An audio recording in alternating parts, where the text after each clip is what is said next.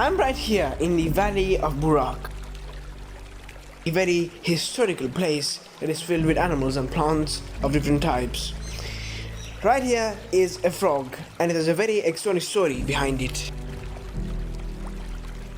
This is a black spotted pond frog, and it is here exploring the night, feeding on mosquitoes and other small insects. This creature sometimes even feeds on smaller snakes or other amphibians, but in the morning things change a lot, and there is a far more exotic story behind it. Like many other frogs and toads, its skin is of course poisonous, and it secretes some white liquid from the two glands behind its ears. Skin colors and patterns are protective devices that warn predators that the frog may be poisonous. Patterned skin can help camouflage the frog so it sinks into the background, hidden from predators. Many species have skin glands that produce toxins and other substances to repel predators.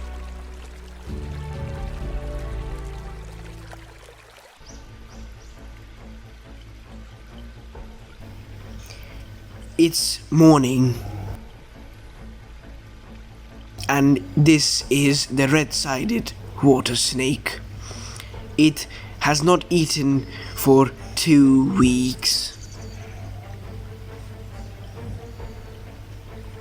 and it's looking for a meal.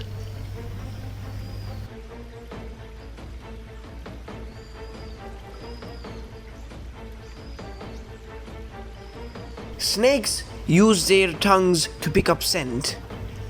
When a snake flicks its tongue, it collects odor that are present in the minuscule moisture particles floating in the air.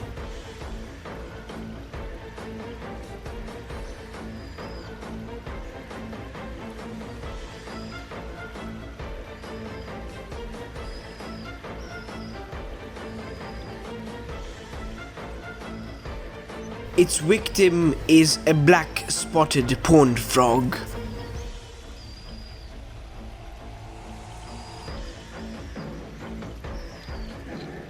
The snake has poor eyesight, but it knows the frog is there.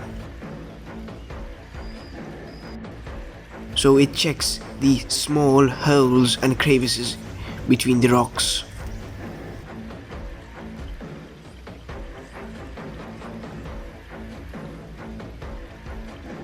The frog seizes the snake, and what it does is a leap of faith.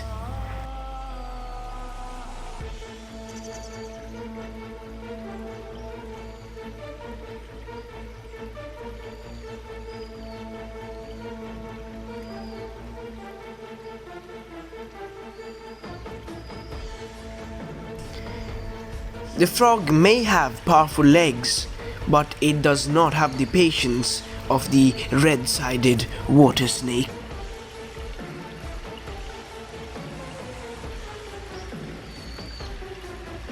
But the frog has powerful eyes. Each time the snake tries to sneak upon it, it leaps off.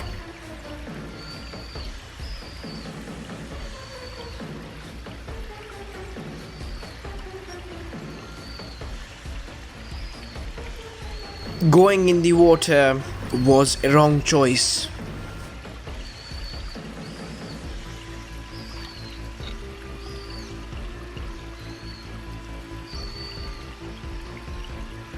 And now, cornered, the black spotted pond frog has no escape.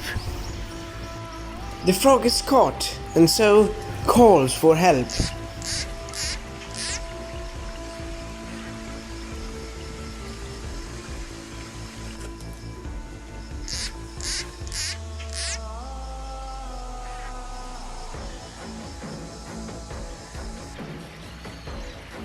The snake's venom may not be dangerous for humans, but it's lethal for this frog.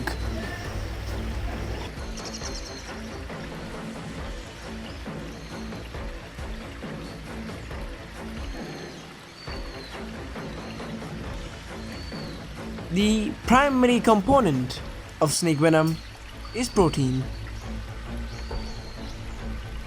These toxic proteins are the cause of the most of the harmful effects of snake venom.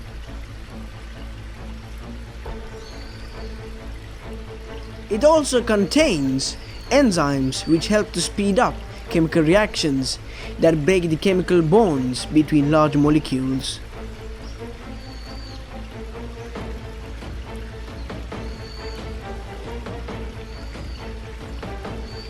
And as the frog gets slowly paralyzed, the snake swallows it while it's still alive.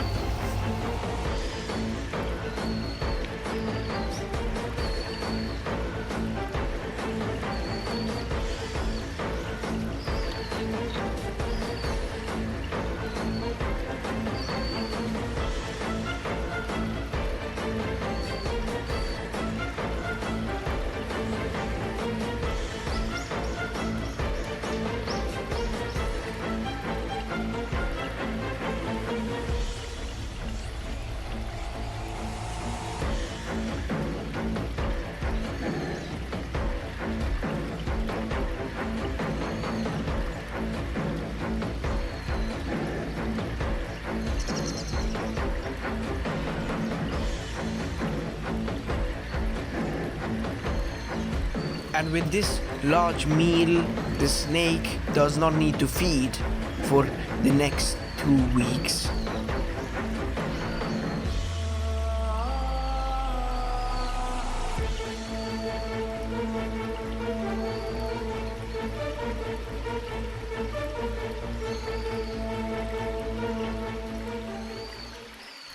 However, it's not always what it seems.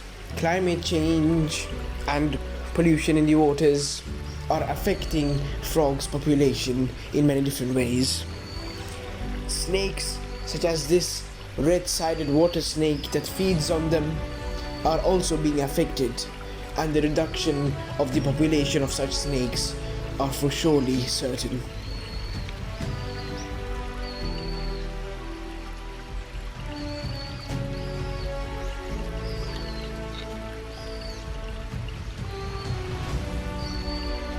We have to learn to protect the natural environments and admire the wild creatures from a safe distance.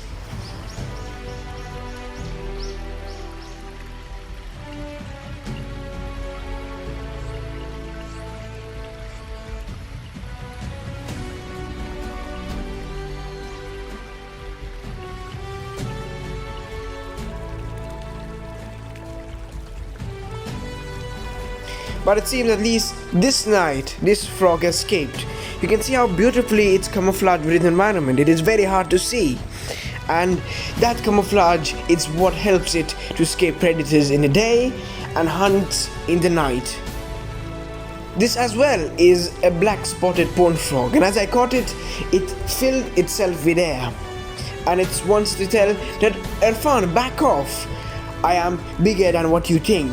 And that's what it does exactly for snakes, but sometimes it may not work. Frog and toads have a lycra type skin that protects them from injury and disease. Frog skin is water permeable, letting water in and out. They absorb water through their skin.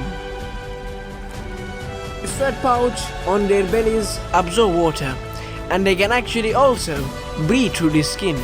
During hibernation periods, while frogs are underwater, they breathe from their skin.